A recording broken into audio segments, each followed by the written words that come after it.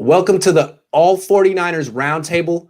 I'm Grant Cohn, joined by Jack Hammer and Jose. Today, we don't have Maverick. What you don't know about Maverick is that he works for the Sacramento River Cats, and he had his hours reduced during the pandemic, but he's back working, I think, full-time for the River Cats. So good news for Maverick. Back, baby. We're going to have to find some new time to get him on the YouTube channel because now he's back to working 9 to 5, I think. So we'll see Maverick in the future. For today, it's three of us.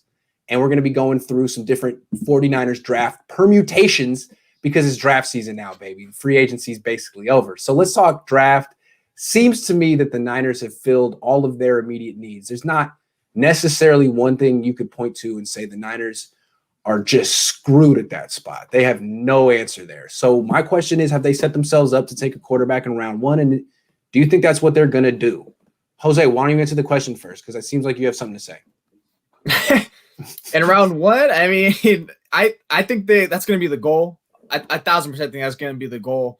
Now I know I liked Jack's article about are they going to run it back with Jimmy Garoppolo, which, you know, we'll save that for later when it comes up. But I think 100% that's going to be the goal. We want a quarterback, probably Justin Fields. I wouldn't rule out Mac Jones, although at 12, I'm not sure if I would agree with that. But I think it's just time for them, you know, just to take a swing, you know, take a shot, take a 3-point shot, a half-court shot, you know, because at this point, the running it back doesn't matter because you still are stuck at quarterback. And now you're going to need demanding more of an improved performance that he did in 2019. Because outside of like 4 to 5 games, you know, Garoppolo was fairly average. You know, he just worked within the system.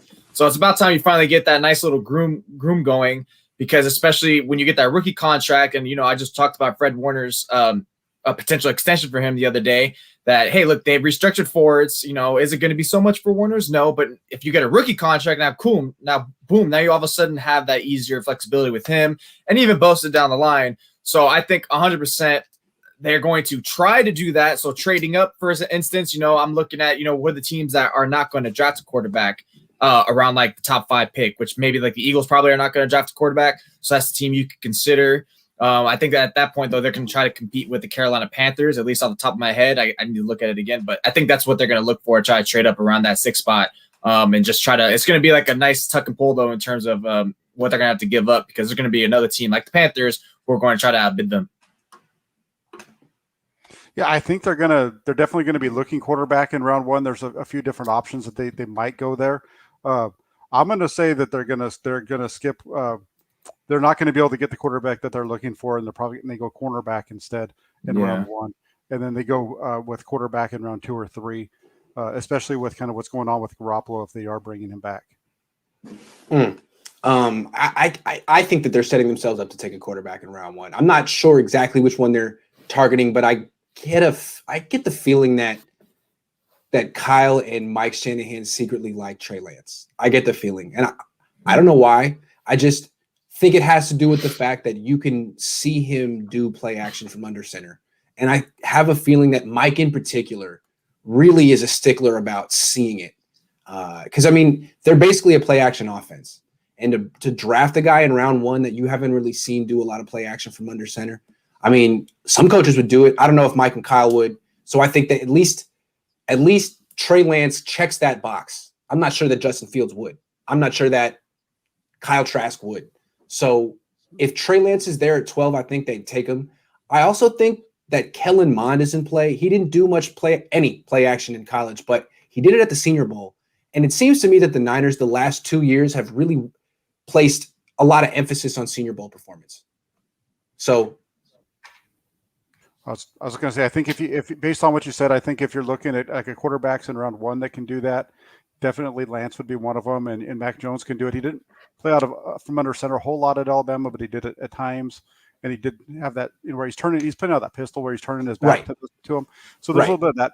The one thing with Lance that I'd ask you, same thing with Zach Wilson, right? Because he's in the pistol, but he's rolling out and doing those kind of things. Yes. Yeah, a little bit. The one question I ask you is, when you watch Trey Lance, so do you think that Kyle Shanahan would be turned off by his inaccuracy, even on some of his shorter throws? Perhaps. I think that with Trey Lance, what I see is like he's actually a pretty decent short thrower. I think he's got a quicker release than Justin Fields. I think on the short throws, he's pretty decent, but once he gets past 10 yards downfield, it's an adventure. And you pointed it out. Some work. I mean, he like drops his weight. He moves his eyes. He's not a particularly great accurate thrower more than 10 yards down the field.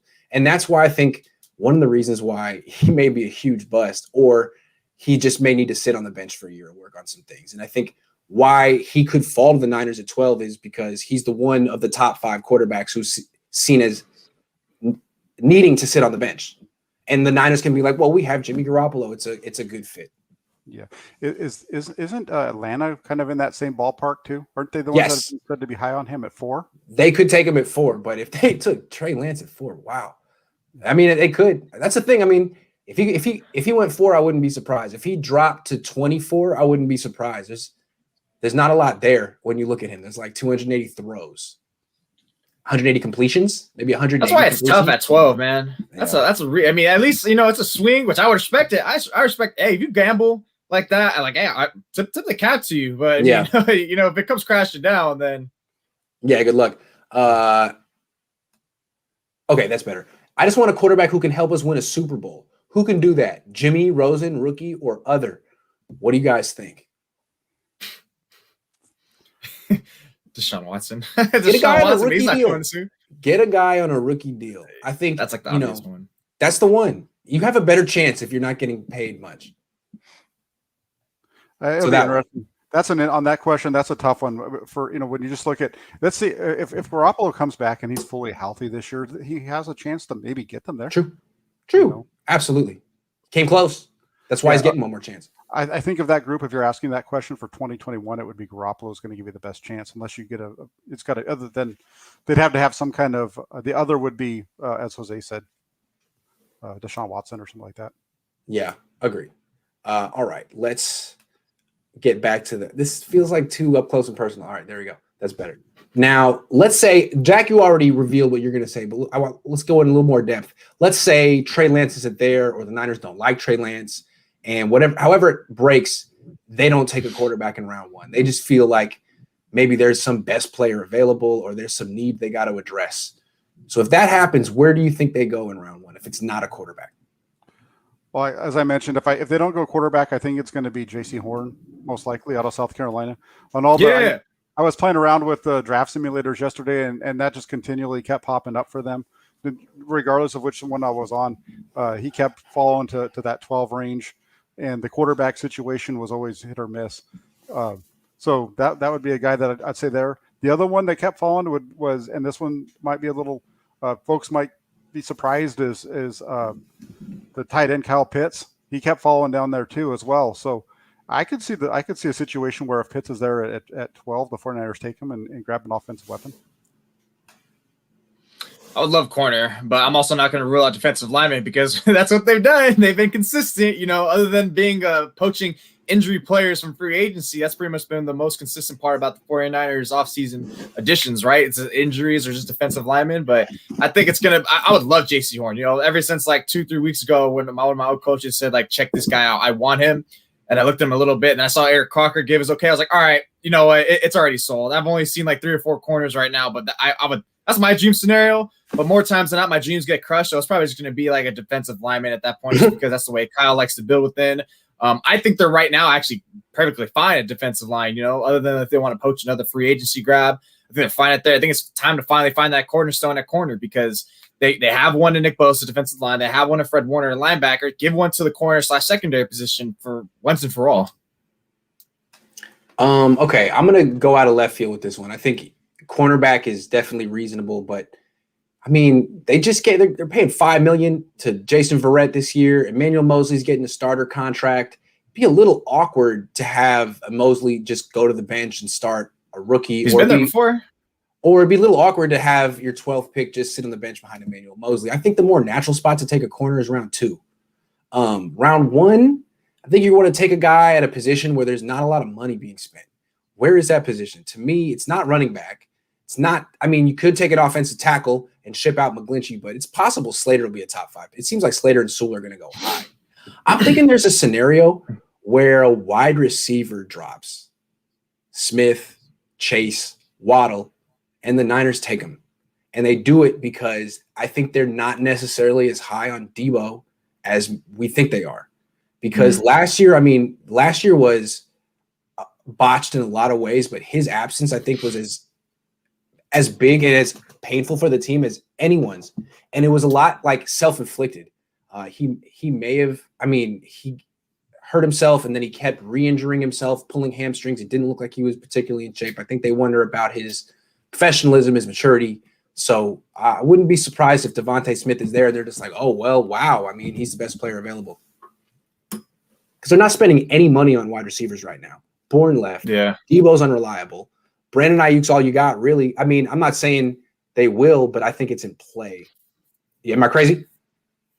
No, I don't think you're crazy. Debo, they do love to use, the 3 wide receiver set. So, without Bourne, I know they doesn't care about Richie James as much, even though I think he's capable of doing so. But I think for sure that I don't see that as being like a very high likelihood. I think that's kind of a slim chance. But you know what? I'm not going to rule it out. That your reasoning sounds great. And I think that's something they would love to use because eventually, maybe use Debo Samuel as trade bait in a year or two, if not maybe even the same year. Who knows? But yeah, if you take one of those players, I think he would have a blast with them. I just think now it's like, all right, well, once again, we got a guy that's going to deliver it to these players, and it's going to also be the same thing. What if we're running out backups and you can't really like eventually keep building on these guys' development to make them that player that you project them to be? Yeah, because they are a 21 personnel team, but the number 3 receiver plays more than Kyle Juszczyk. Mm-hmm.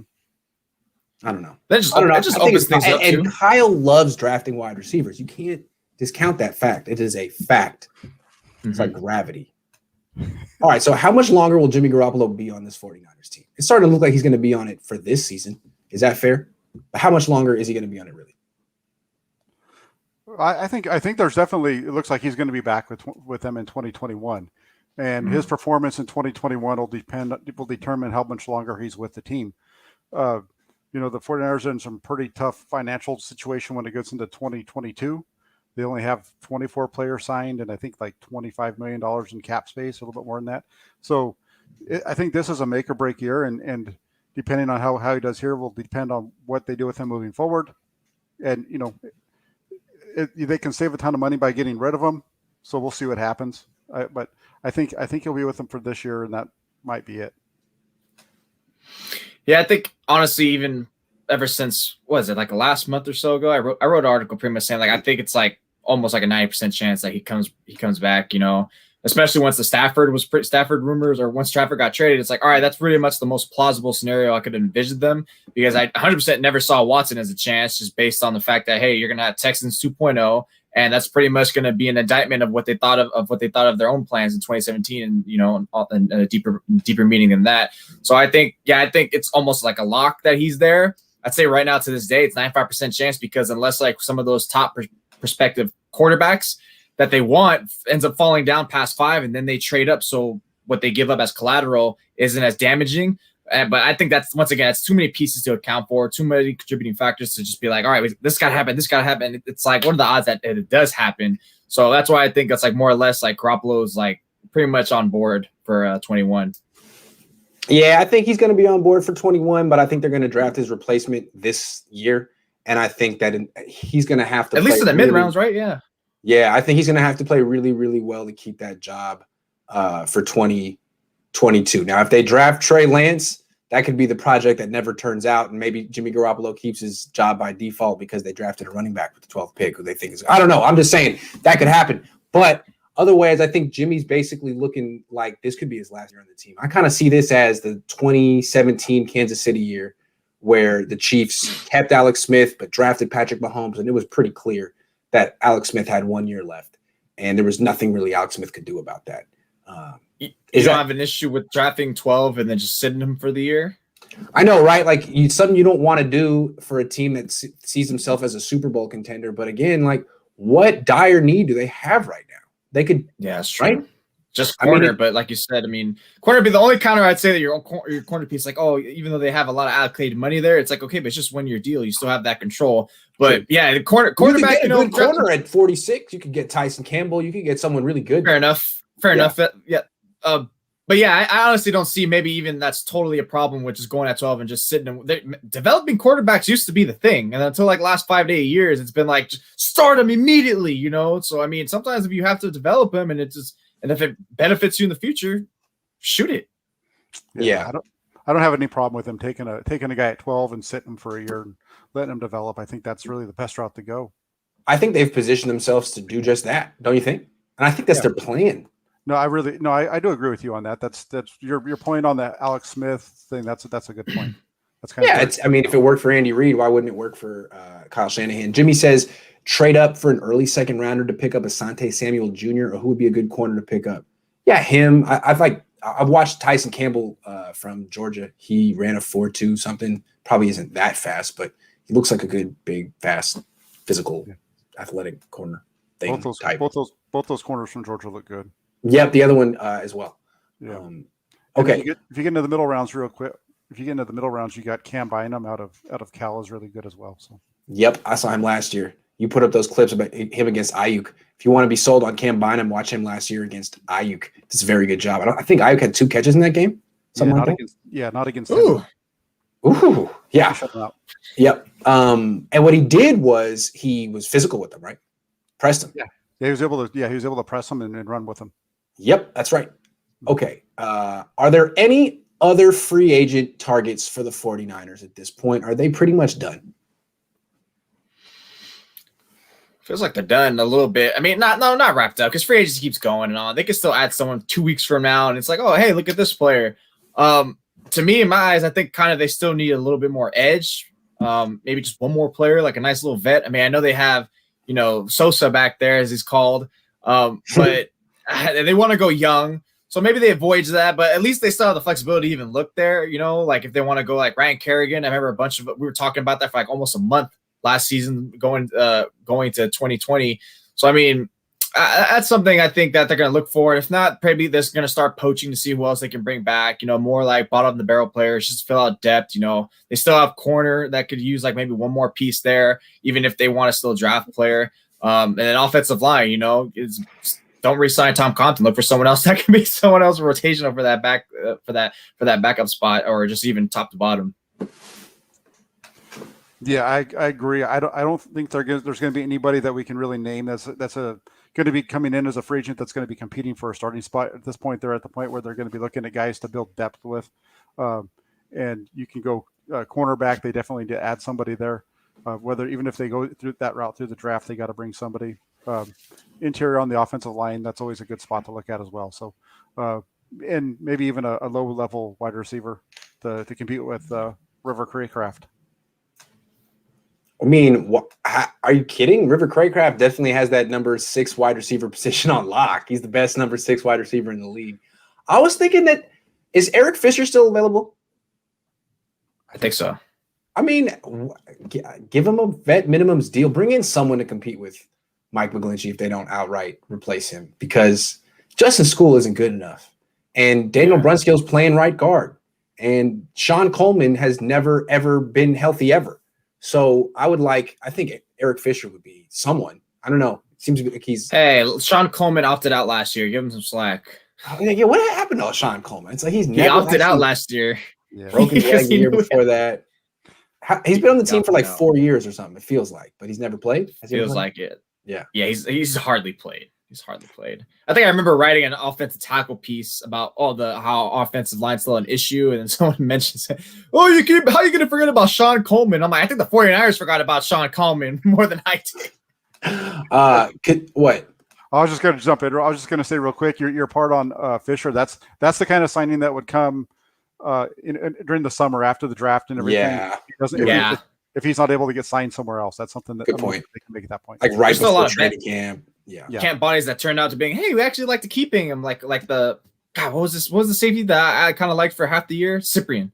Like if Cyprian, remember, but even though he didn't get role play, but they kept him, because it's like me and you were looking like this guy has like 8 picks in one day. What's going on here? Yeah. John 25 says trade down from 12. If Jimmy Garoppolo is going to come back, then snag Mond or Trask in the second round. They fit the best in this offense. Yeah, trading down from 12 is actually a very good option. They did last year, even though it was just one spot.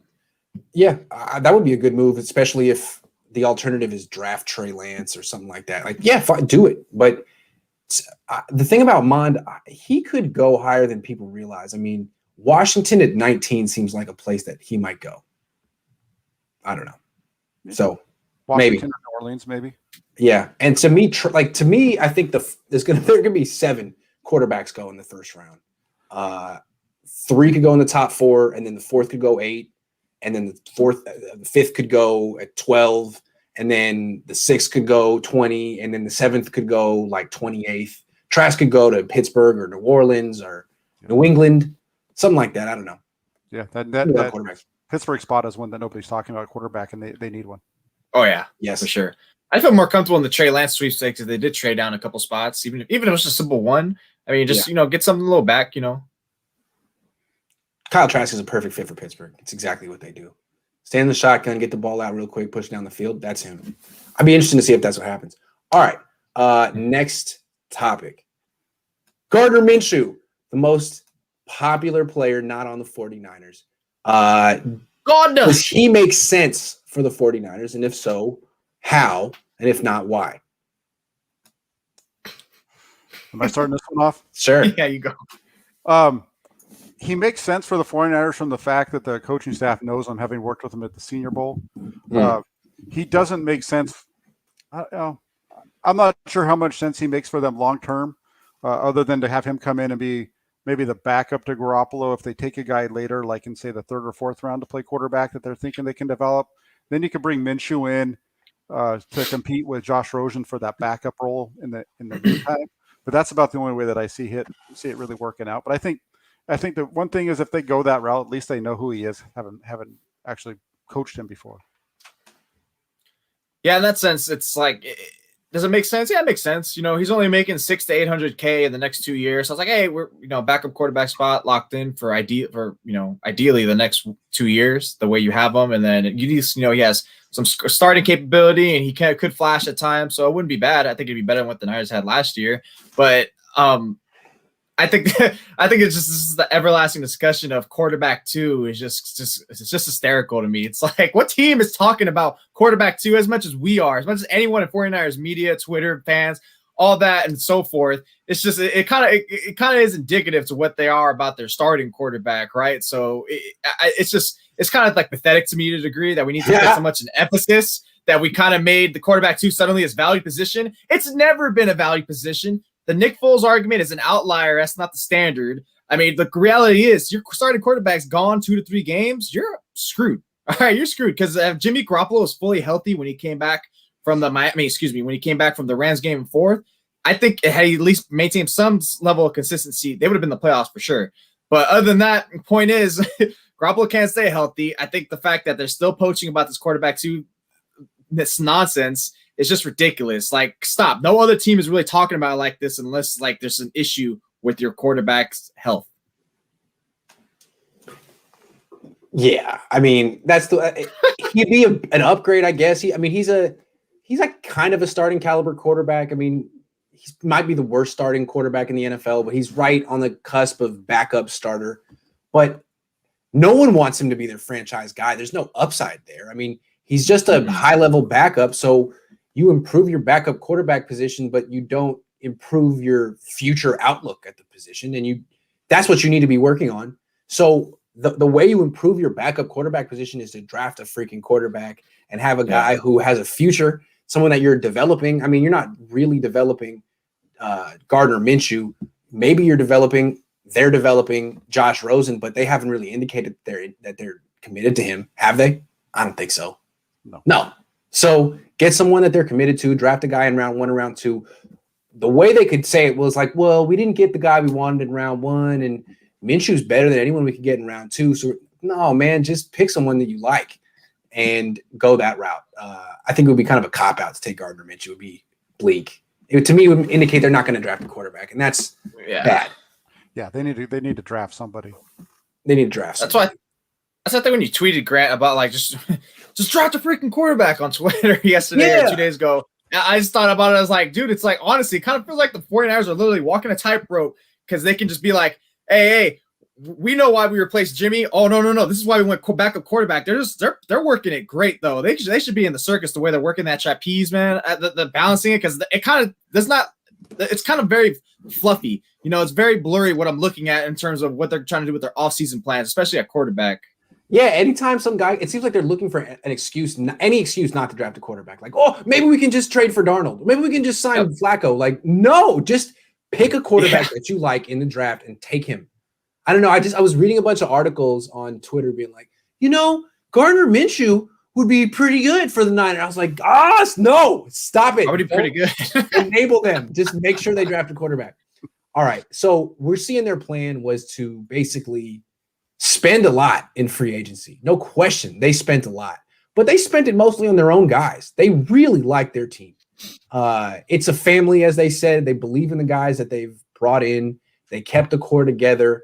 They kept the whole thing together, basically, and added Samson Ebukam and Alex Mack and a couple of the guys.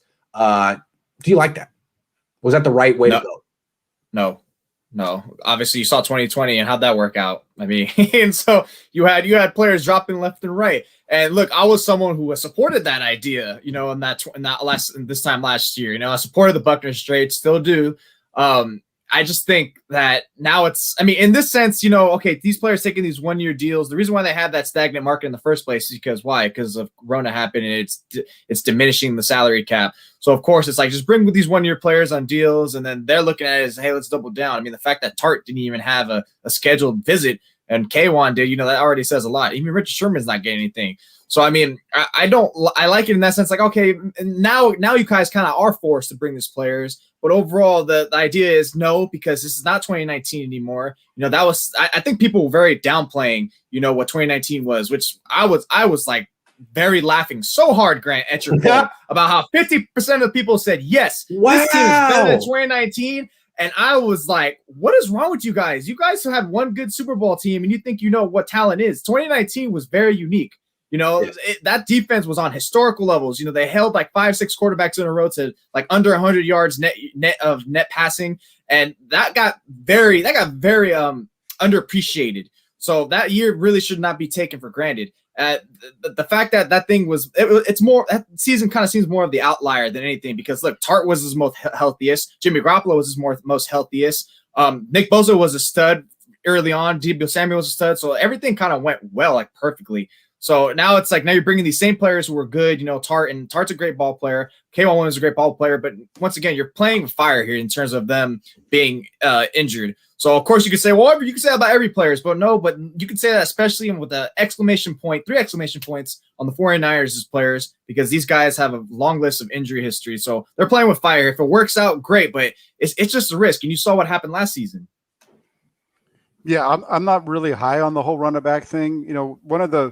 All throughout last year, all we kept hearing about was all these injuries that they're suffering, and we got this guy out, that guy out. In 2019, they had a few injuries like that, but not ever at the same level. And so they were really got lucky there. Another reason they were lucky in 2019 is just the competition that they were playing against. They got lucky against Pittsburgh. They didn't have to play against Roethlisberger. They got lucky when they went against Carolina that they didn't have to play against Cam Newton. So they got a lot of breaks along the way, especially at the beginning of the season, that really helped them get out to that 8-0 start. That was one of the reasons why going into last year, I didn't have them winning the division. I just didn't think it was something that they were going to be able to sustain and come back and do again. And I don't really see that. I kind of see that being the same situation going into 2021. I mentioned that earlier today on Twitter myself. You've got, Jaquaski Tart and Jason Verrett are 2 really good defensive backs, but they're injured. And they have really bad histories as far as being injured. So you can't really expect them to be there long term. You can't, for all the games this season. They just gave a huge contract to Trent Williams, and he hasn't played. He's only played more than 14 games once in the last 5 seasons. So it's rough when you look at it. The running back situation, you've got a couple of guys there that don't usually stay healthy. So I think they needed to go out and get themselves a lot more guys that are going to be healthy long term. That's what it started out with when free agency started. It seemed like that was their plan, and then after that first couple of days, it just all started to shift back to let's just grab all of our old guys and be willing to take risks on injuries. Jack, I like how you mentioned the division race, because that's something that people need to remember. Like, who are they really competing against now? It's not the Cardinals or the Seahawks. It's really the Rams. And you think about it, what are they running it back from? They're running it back still from 2019, 2 years later. Okay, the Rams didn't get eliminated until week 16. They were still good with Jared freaking Goff. So now you have Matthew Stafford, who's really going to elevate that defense. And sure, Brandon Staley's gone. Maybe that defense suffers some hits because now they lost Brockers and stuff like that. But they had a young, good core. And that's a team without draft picks. So they know what they're doing, even though they're taking home run Barry Bonds swings. So right now, if you tell me Jimmy Garoppolo is 16 games healthy, how much of the gap is cut? The Rams still have the advantage, in my opinion, although those battles are going to be great because I know Kyle Shanahan hates losing to McVay because he was the one that was touted for it. So in terms of it, and if you really even seen it in that standpoint, no, it's not really looking good for them. Yeah, I wish the Niners had made a more of an effort to improve.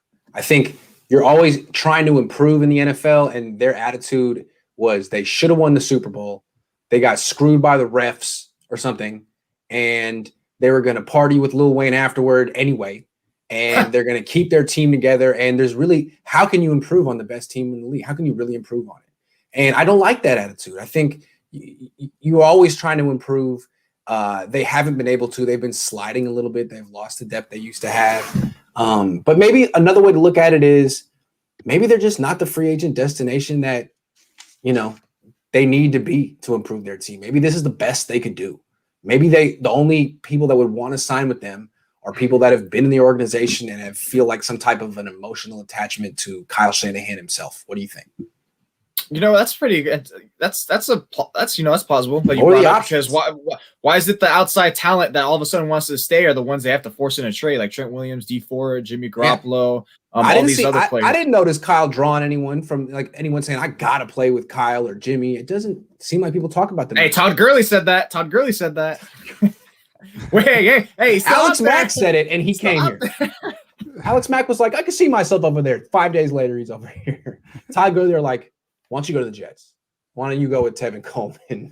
Look, honestly, I still think this team is a playoff contending team. It's just still tough because, once again, you go to quarterback position, you go to the defense falling off. And then how about even forget the talent? What if you don't have Robert Saleh there anymore? It's going to install that. D'Amico Ryan's still questionable. No, I'm not touting him as, he's going to be great. I think he's going to be okay. But let's see how he is. And even I wouldn't even diminish what Mike LaFleur was doing last year with the 49ers in that aspect, because now it's just McDaniels and Shanahan building the game plan. So there's a lot that's lost in this team. It's going to be very intriguing how they get forward. That's why this draft is crucial. That's a good point. They definitely. Go ahead. I'm sorry, I interrupted you. No, go ahead.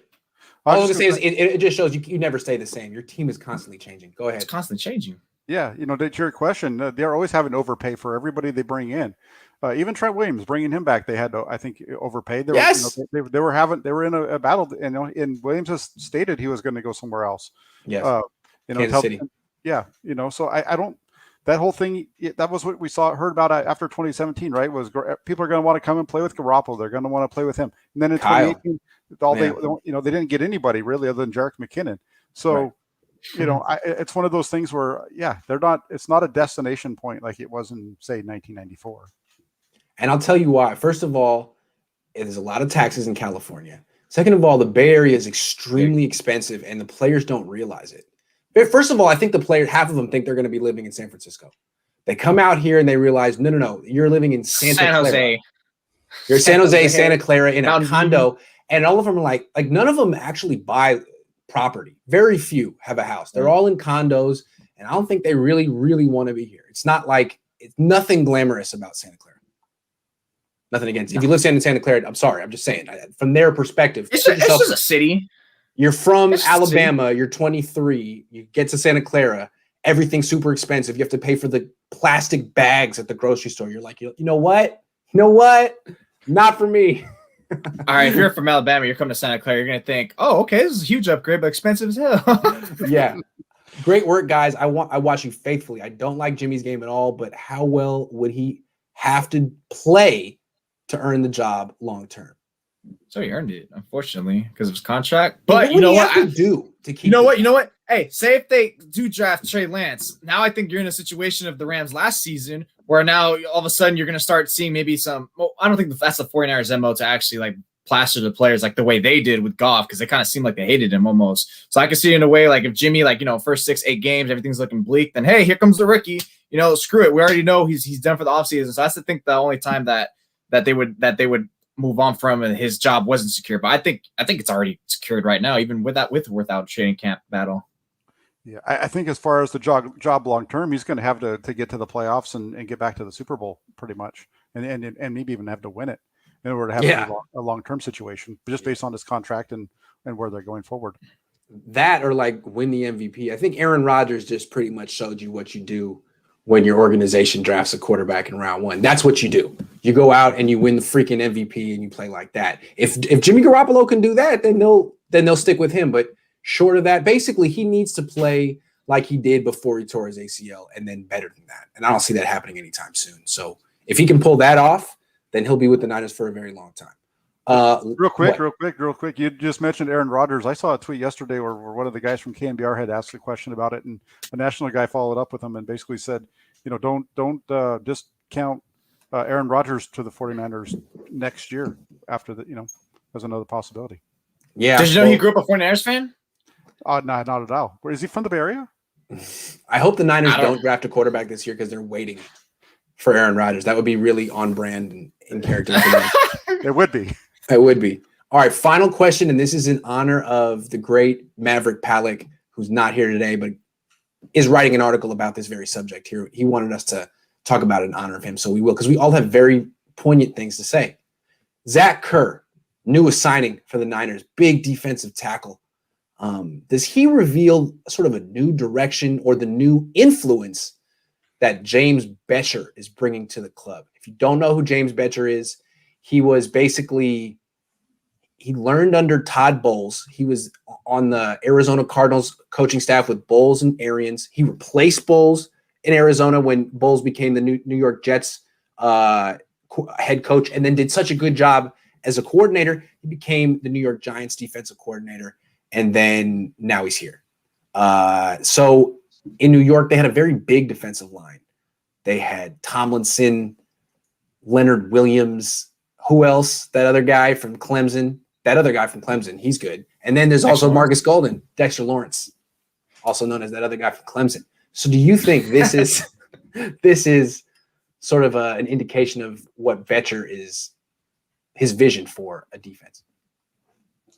It definitely seems like, the addition of a couple of guys, the Kerr addition, as well as bringing on Ebukam. Those two guys kind of fit that role, because Ebukam would be kind of that Marcus Golden role. So I think that could definitely be some influence there. Yeah, I think that's something that, especially if Bettcher's the one that's going to be like trying to, help D'Amico rise up to that position, because first of all, it'd be unwise for them to be like, "Hey, D'Amico, you got it all," because he's gonna be pretty raw, which is why I think let's pump the brakes on him, thinking that he's gonna step in and the defense is gonna be the same.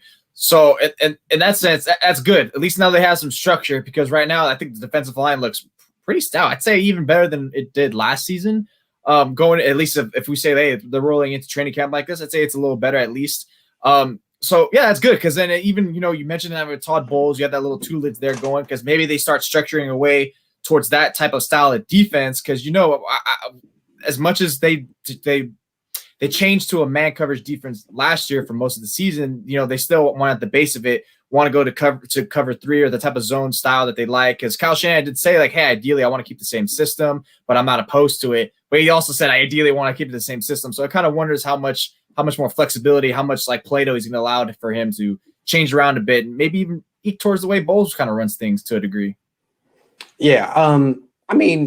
I think that this is the kind of defensive lineman the Niners would have been interested in one way or another. And I think Chris Kosarick has a big influence on which defensive linemen come to the 49ers.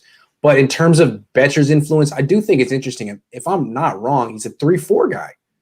Arizona, Todd Bowles, last year, the Giants, they're a 3-4 defense. And the Niners are not a 3-4 defense. They're a wide 9-4-3 defense. Maybe they'll bring back, maybe the way they use Ebukam is, maybe he has plans for that. Maybe Ebukam really is the one that shows Bettcher's influence. Because Ebukam, the way they used him in LA was a stand-up outside linebacker, like a 3-4 guy. That was a 3-4 defense down in LA. So maybe we're going to see a little bit more diversity in the fronts that the 49ers use. Maybe that. Yeah. Why not?